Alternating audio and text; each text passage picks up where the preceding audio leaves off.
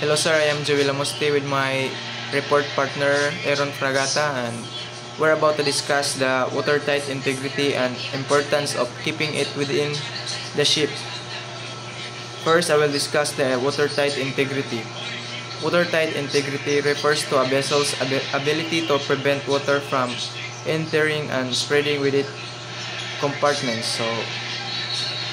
So watertight integrity di ay kay ability ni siya sa barko para malikayan ang mga makasulod ang tubig, especially sa compartments and particularly below main deck, where it's crucial for stability and safety.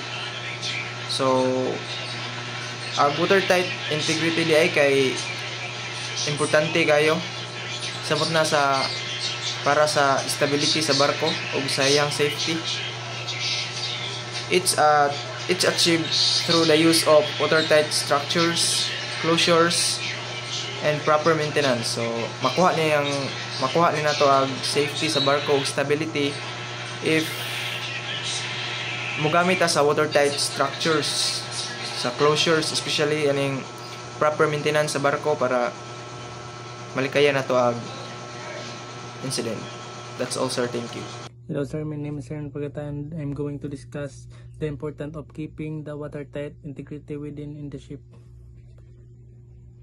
The image shows a sign explaining the importance of maintaining a ship watertight integrity. This is crucial for the ship safety, stability, and survivability. Watertight integrity prevents water from entering the ship in case damage or an accident, thereby preventing the ship from sinking. This is achieved through careful design, construction, and maintenance of watertight bulkheads, doors, and other closing devices.